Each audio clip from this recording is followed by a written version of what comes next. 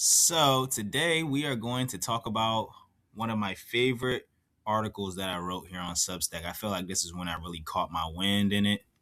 You know what I mean? This is Terrence Harris. If you've never heard this before, so far this has been the Still Growing podcast, and I'm thanking everybody who's been here a part of this.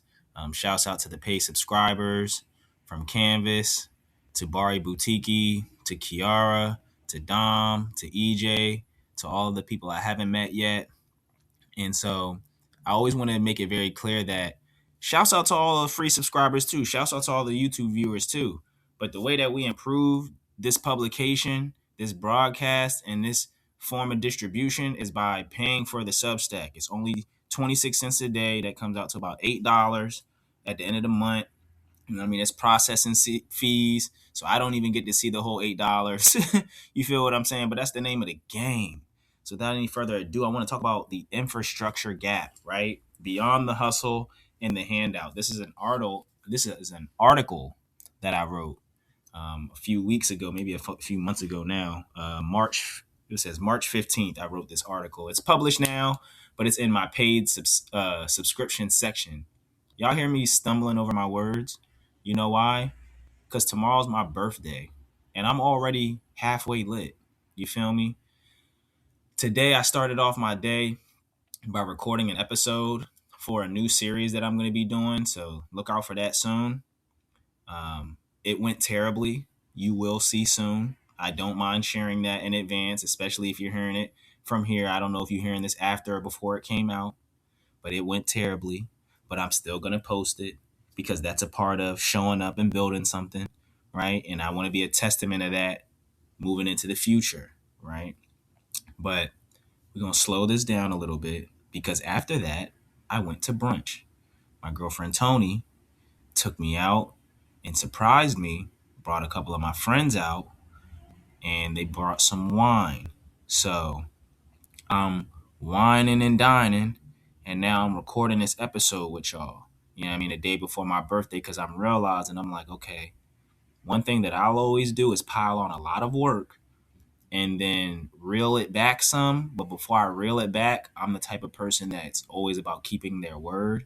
So as of now, I'm supposed to be giving out at least one audio podcast a month. Now, I've been trying to bump it up to a little bit more frequently, but now that I've truly seen what it's requiring me to show up consistently on multiple mediums, video, audio, and written, y'all are definitely going to have to, what's the word I'm looking for? Bear with me. And whenever this comes out, it will be within the next month for sure. So y'all know what time it is. Let's get straight into this. So I start off by talking about just my genuine love for Black people, right? If anybody knows me, especially like over this last 8 or so years of being an artist, I'm all about humanizing the image of Black people. That's why I started my business, Newports and News, so that I could create media that pretty much reversed the damage that mainstream media did to Black people's image through hip hop.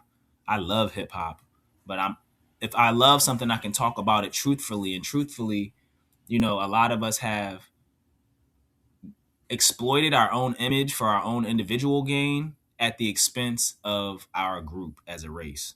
So this has also mutated and deformed the way that other groups of people look at us, right? And also as consumers, right? Because I could blame this on labels and executives.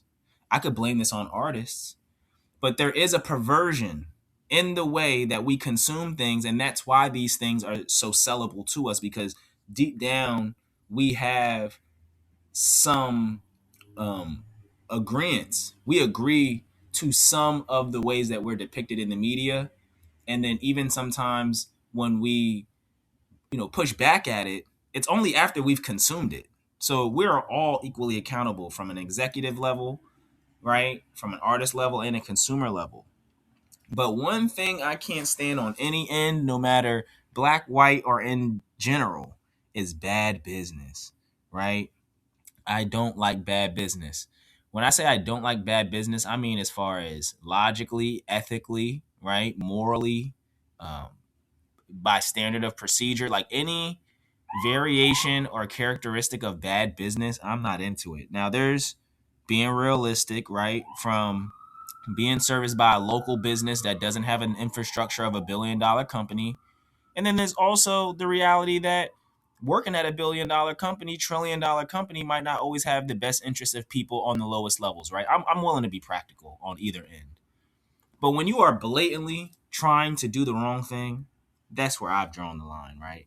Or if you're doing the wrong thing, someone lets you know, and then you don't change your actions and your behavior, right? That's just as bad as not as doing it on purpose is not knowing. I heard this phrase when I was growing up. If I trip you on accident, you'll still fall, right? And that's how I feel about people who are willing to commit to an accident just on the effort of saying that they didn't mean to or that wasn't their intentions. Well, it's like I still fell and I still chipped my tooth, right? So, whether it's white corporate greed or black street hustle stuff, the bottom line is that there's a mentality where people believe that you can get over on other humans and there's nothing wrong with it, right? So, I'll tell a little bit of my story because that's what I like to do in these audios as well as in the writings, but y'all can actually feel my energy and hear my point of view and my voice, right? Shouts out to my phone for going off. But yeah, like if I'll tell y'all a story, right, where it's like if I was going to invest $1,000 in a pack. Now some of y'all might not know what a pack is. A pack is a quantity of inventory that you plan on reselling in the streets, right? So it's like if you get a large quantity of some form of inventory, we're not going to go into the explicit details of that, but I'm pretty sure with context, you know what I'm saying here, right? If I put $1,000 in, I'm trying to make 2,000 back. That's what we call a flip. So you're trying to flip a pack, right?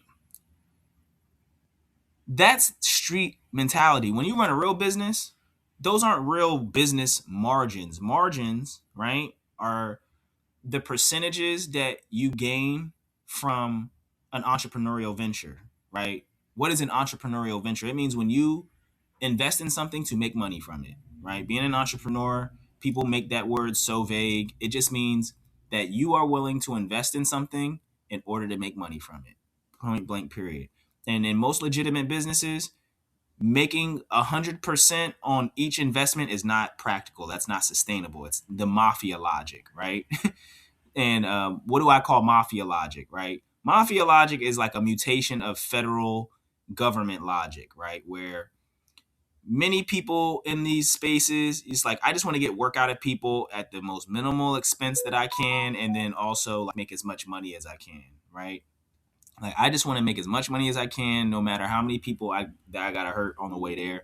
I want to make sure people are managed and under control because sometimes it's not always about the money. Sometimes it's about managing people, and so that is what the mafia logic is. The mafia logic comes from the government, and the street logic in the black community comes from the mafia logic. It's all just a family tree, right? The federal government oppressed its own people, the majority meaning white people and black people, and they just were oppressive, right? But then there were groups of white people that were like, no, you know what? I'm not about to just go out like that, being oppressed. So then they started becoming more violent in their way to push back, but they still shit on black people, right? We all know that. And then there was black people who got tired of getting shitted on by society and the government, and then they'll start shitting on their own people to ensure that they don't experience poverty or have to be subjected to working class oppression, right? And this is how the streets developed. And, obviously some people get taken care of in this whole street life logic, mafia logic, federal government logic. I done watched Patriot movies where a guy kills 37 people, breaks into people's houses, does a little dirt, but he does it all to save his wife and his children, right? And everybody say he's a good guy. So I think there's just, like I said in the beginning, there was a dehumanization process that happened to black people, though, in all of this, right? You can be Navy SEAL, do the wrong thing, redeem yourself. You can be a mobster, redeem yourself, but you can't be a black street man. You can't be a black man in the streets and redeem yourself. You are, deplorable and degradable and disposable in the black community at that rate, right? And so, like an average margin of business, like Walmart, the Waltons, His goal was to make 30% on every dollar. So if he sells something, if he buys something for $1, he's just trying to sell it for $1.30. Those are like normal, legit business margins, right? Because that leaves a lot of room for the consumer to be able to buy things without spending all their money. You as a corporation can make your money, and then you can still pay people to work for you, right?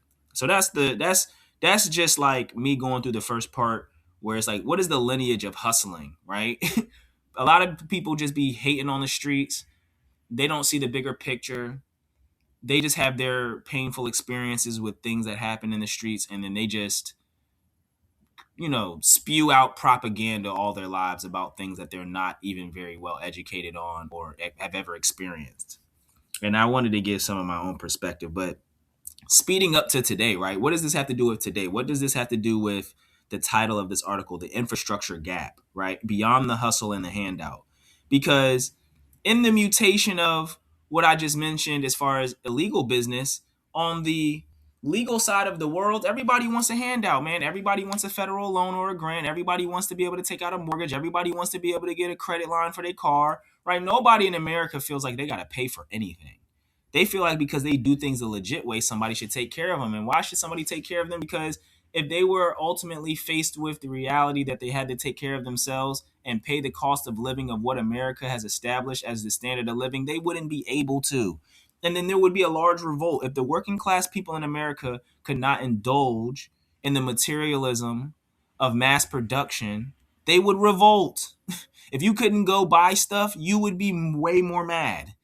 But the fact that you can buy stuff as an average everyday citizen makes you say, you know what, I'll put up with the fact that I know that this is messed up a lot of times, right? From the laws, from the schools, from the police, to the media, to the food. You know it's messed up. We all know it's messed up, right? But we still participate because there's some enjoyment that we can get in participating in capitalism or consumerism, whichever side of the equation you prefer, whether you like getting money on people and not having to really honor, ethical or moral standards, or if you just like consuming stuff and you don't ever really got to worry about your money because as long as you keep a job and you pay the minimum balance on your credit card, that you can just keep buying more stuff. But I feel like there is a portal that we're entering this year specifically, and I feel like as Black people, because that's what I like to speak to. That's my expertise, right? I know a little bit about history. I know a little bit about science, but I know a lot about Black people. There's a microcosm, right, of what the macro economic shift is going to be in the world, right? So there's micro, small, macro, big. Microcosm meaning a cosmology on a small level, right? Micro, and then cosmology, microcosm. And then you have the macroeconomic shift, right? Large economic shifts. Economy meaning how people interact with assets and capital and money within a group of people, right? Jobs and etc.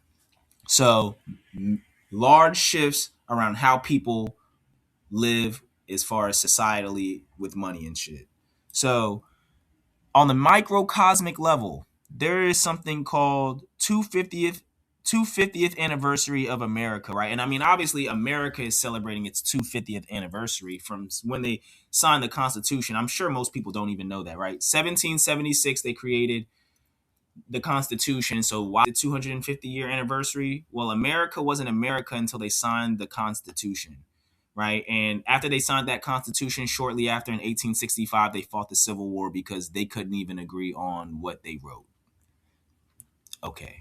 100 years from that, the Civil Rights Movement started because they intentionally removed Black people from the initial writing of the Constitution. They explicitly wanted to remove people from being able to inherit the inalienable rights of being an American, right? So they had to amend the Constitution, and that's how, Black people ended up getting civil rights later. But initially, the Civil War was fought because white people couldn't decide whether or not they wanted to have slaves. So South was like, let's continue to expand the economic vehicle of slavery all throughout America as they began manifest destinying the entire country and murdering the Indians. But before they could actually continue manifest destinying, the whole American plains, the North was like, well, look, man, there's a whole world, there's global politics and economies that we could be colonizing, and we'll never be able to get into. There's an ambulance. I don't want to. Yeah. So there's never going to be an open opportunity for us to do business globally if people know that our brand is enslaving groups of people. They'll never trust us, right? On top of the fact that the industries that they were developing had no need for their own labor and skill development because slaves knew how to do everything. So there was moral, ethical issues as far as sustainable issues on how to run the country because the slaves had all the skills. And if the slaves had all the skills, that means they had all the ability to do things without them, but vice versa. That's why it was called slave and bondage because, yes, we were physically in bondage, but white people were in bondage to us. They couldn't get anything done, and they were starting to be outnumbered politically. In the South, they're like, there's too many black potential voters. So the Civil War was fought, then civil rights were acquired. But then we go to 100 years into the future from the civil rights movement, right? And one thing that I like about 2065 is, we don't have what we would imagine that we would have, right? As a group of people. Some of us are okay with it because we know it could be worse because we know we came from worse. But overall, the majority of us know that we could be getting a lot more. Some of us just go with the flow, right?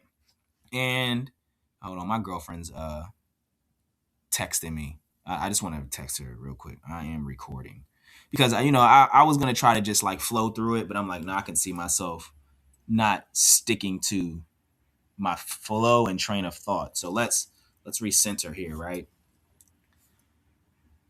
The thing I like about 2065 is that it paints a picture, right? 40 years from now, what would we like to accomplish? I know I can speak for myself, right? I don't want to still be telling my children that if we just vote and go to work and be good Negroes, that everything will be okay. I'm not in favor of that. And something about this 250th in America anniversary thing has shown me that we are on trajectory for that, right? Because infrastructurally, economically, and politically, Black people have not been able to leverage our stake in being here very efficiently, right? We've participated so deeply in consumerism and subsidization and also being victims of white supremacy, racism, and patriarchy, right? This is not one of those pull up your bootstraps, do what you're supposed to do, Black people kind of things. I'm just acknowledging that with all of the hatred and all of the evidence of racism that we have, the majority of our people still are willing to integrate into society because they don't want to live the experience of those who are disenfranchised from the majority of society. If you do not get a job, you are going to jail or you will be unjustly criminalized or even maybe murdered, right? And I don't know if these words are allowed to go on YouTube, so excuse me. So we're going to be more PG here. We want to get all the monetization that we can, right? But this is also what I'm talking about here. This is why we really need y'all subscription because I can't even really talk how I want to talk, even though we have amendments that say we can talk the way we want to talk. But we can see evidence in the media every day that when people like us speak and it makes other groups of people uncomfortable, that they will just take down our whole business because we don't own any infrastructure. Meanwhile, other groups of people can say the most racist, crazy things in the world, and they will get a deal for it. They will be exonerated from their crimes or even be able to run for president. You know what I'm saying? So this is a perfect example of what I mean by in the next 40 years, I don't think any of this will change. I honestly think with the way that this administration has set up the playing field, that it will actually set us back to a more familiar 1965 time. In 2065, we will feel like as Black people, we are still living in 1965. I had a scholar tell me one time, Black America lives 100 years in the past. So even though it's 2026, Black people operate and have the rights and privileges of white people in 1926. We don't live in an equal America. And I genuinely feel like that this FIFA World Cup thing coming to Philadelphia is evidence of why consumerism, commercialism, and capitalism are the religion of America, right? I'm going to start speeding through some of the text in the article, and you can read the details of it because I don't want to spend too much time pretty much just giving commentary on my own article, right? But there's some signature events here that happen, right? So black people usually, there's some signature events here. I want to say that very clearly that I want to mention from the article, but I'm not going to spend my time giving commentary on my own article. So on the 19th of June, right? This was allegedly Juneteenth, right? This is something that black people celebrate. Now, you all tell me in the comments when you listen to this. This is just my opinion. Do you think it's a coincidence that on June 19, Haiti versus Brazil will play at the World Cup, right? That they chose Juneteenth for that day. The Wawa Welcome to America festival begins a 16-day run, and I believe that that is the first strike on Black Philadelphia, right? Because Black Philadelphia infrastructurally is not organized. We are not organized in Black Philadelphia. I've been here for 8 years, and I've made a desperate effort to organize us because I've seen the landscape for us as Black people economically and politically for a long time now, a long time relatively, I should say. I've been studying these things since I was about maybe 20 years old. I'm turning 33 tomorrow. So the first 5 years of my life as an adult was spent just uncovering truths and uncovering truths and also relearning some things that I was misinformed about this country, about money, about food, and etc. The last 8 years of my life have been in practice of this knowledge that I have and the pursuit of creating, community and relationships that help foster the development of these ideas. And I can tell you that Black people are not explicitly interested in doing things for Black people. For multiple reasons, on multiple generational levels, there are so many different political agendas. There was, once again, one scholarly person told me, he said, the reason why we can't get anything together in the Black community is because we all have different agendas. We don't have one singular agenda. If you ask Spanish people in South America, what's their political agenda? It's immigration, right? It would probably be immigration, very simply. Same thing if you ask Asian people. They'll have a unified solidarity on what their political agenda is. It's like capital accumulation, education, you know what I'm saying? And integration and things like that. Global economies, being able to send products and things like that. And imperialism. I think imperialism would probably be pretty high. That would be an amalgamation of everything that I just mentioned, right? Chinese imperialism. Everybody in China is like, yes, we're going to rule the world. And this is not me being prejudiced. This is evidence in their actions and in their, communication with other world powers, right? Same thing with Europe. Europe is into colonialization and world dominance and the preservation of white people through white supremacy. They have one political ideology, even if they don't openly admit it, which I don't think that's the best strategy politically, is to openly be like telling people what your strategy is. But if you ask Black people what their political strategy is, right? Some will say incarceration, some will say education, some will say marijuana, some will say LGBTQ, some will be saying getting back to God. Some of us will be saying interracial marriage. Some of us will be saying, reparations. Some of us will be. We all have so many different things that we think is important. Gun violence, right? Incarceration, the jails and stuff, right? Women's rights. Okay, there's so many different things that we're worried about, but we are willing to fight one another on these issues. It's not like we can't encompass all of these issues, call it one thing, and advocate for them all. No.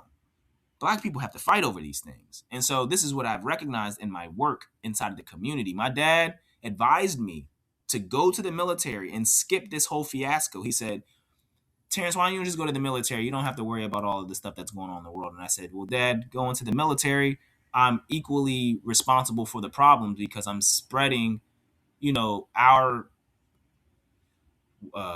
political ideology of so-called democracy through a military industrial complex, right? It's not like we're just going out and teaching people and being missionaries and being good. It's like we pulling up on people with guns. And I don't feel like that I was like, if I'm going to defend anybody's rights, I'll just sit here domestically and work directly with my people. My dad looked at me like that was the stupidest thing I've ever said. And, I'm sure he respects my decisions, but I've been in that work for 13 years. And let me tell you, I understand why a lot of black people have just kind of disconnected from the effort of liberating and being in solidarity with their people. But being in Philadelphia showed me something interesting, and I call it the cannibalistic environment, right? One thing about people is they are their environment, right? They become products of their environment. And then they become products of the people around them. There's something called horizontal gene transferring, something you could study, take your time, look that up, right? And it just talks about how when you're in proximity with people, you become them. That's why you can send your perfectly black child that's never seen a gun or never seen drugs or never seen hip hop music, and you send him on a TikTok algorithm and you get him back and he's sliding on his ops and saying slat. And you're like, who is this person? And yeah, it's all being socialized through the internet. But before the internet, right, hanging out with your friends and outside was the way that you got socialized. And now it's just getting done faster and more efficiently through the phone. And this environment that's outside is amplified through your phone now. That's the trick to it, right? So even though a smaller, not a small insignificant, but a smaller percentage of black people operate in poverty, operate in violence, operate in abuse and trauma, right? That is what is being programmed into our devices to make us believe that that's who we are on a regular basis. Now, this is the way white people used to think. White people used to create and promote this propaganda through the television, and we would look at it and be like, all right, well, we know that's not us. But something about the enigma of social media makes people believe that all of the efforts and testimonies that are shown on social media are real, that people don't do skits, that people don't farm engagement, that people don't intentionally create controversy so that they can get ratings, right? We act like it's not the same rules that they had for television, but the only difference is the FCC is not in charge, right? There is a different set of investors and there's a different model for business on the internet. And the way I want to frame this around Philadelphia, the 250th anniversary and the FIFA World Cup is, while there's a group of us as black people who can afford to at least appear as if we are integrated into a society that's dominated by white people, right? The reality of it is that we don't experience that quality of life regularly. We can just consume it vicariously or, what do they call that? Occasionally, right? And this FIFA World Cup is a perfect example because what the fuck does soccer, excuse my language, got to do with the 250th anniversary of the country? Soccer wasn't even really made in America. So this is how you know it's just commercialism, and somehow black people will find a way to participate in this crossover of events that they have no interest in on a regular basis. Y'all don't watch soccer. Y'all don't know nothing about American history, but somehow y'all gonna find yourself endorsing and commodifying some random stuff that y'all ain't got no business about, right? So this is where my commentary comes in, because the only thing that I hear talking to black-owned businesses is how they can participate in the commercialization of America's constitutional declaration that we've never been able to participate in. Don't y'all find this to be insane? This doesn't sound insane to y'all. Clearly, I'm very passionate about this. How is it that as black people who have never enjoyed the liberties, freedoms, or citizenships of being American can even find themselves interested in wanting to celebrate a 250th year anniversary, let alone on a more minuscule, minute, irrelevant level? Y'all don't give a damn about soccer. Y'all don't care about soccer. Y'all don't watch soccer. And so I'm just going to start wrapping this up because I can holler this to the hills, but I know for a fact, right, that most black people won't listen to these kinds of messages. And this is who is more important for. But you know what? I've actually been in community with a lot of elders and a lot of guiding spirits, I would honestly say, in the form of men and women who have been showing me that my work is going to impact the world in a larger way, in larger spaces, right? And I guarantee if I were to deliver or provide this level of journalism to an all-white company, I would probably be at higher places. This is something that, like I said, my parents taught me from young. You know what I'm saying? They taught me how to code switch. I just decided and choose very early to stay on code no matter what. No switching. But man, I could have been in white institutions a long time ago getting that money. But I know now, I shouldn't say I knew, but I know now that you lose so much connection to yourself, your mental health, your spiritual knowledge and well-being, right? Your sense of self-worth. Being in them spaces where them people only keep you around to basically promote you around and make you feel like, or not, excuse me, make themselves feel like they're good people because they got you around, right? That's the ploy of the industrial gap, right? The infrastructure gap is forcing people of color into performing the most greatest images and symbolisms of American beliefs and value systems. Meanwhile, they benefit from it the least. We still live in the same abusive, capitalistic relationship with our oppressor in the dominant society of America. Nothing has really changed. The only difference is they are now ready to import a new group of people to take advantage of, and they are ready to export us, right? They are ready to put us all in jail. So that's what I see as the FIFA World Cup invite. 250-year America anniversary is, let's move out all these poor black people from Philadelphia. Let's get them out of here. We can attract people from Connecticut and New York and New Jersey who have more money, right? Whether they are black, white, Indian, Chinese, that's not the problem anymore. It's race. It's about who got the money, because there's a lot of poor white people now, right? There's a lot of white people who are very aware of what I'm saying, but they wouldn't sacrifice their whiteness to be in solidarity with us.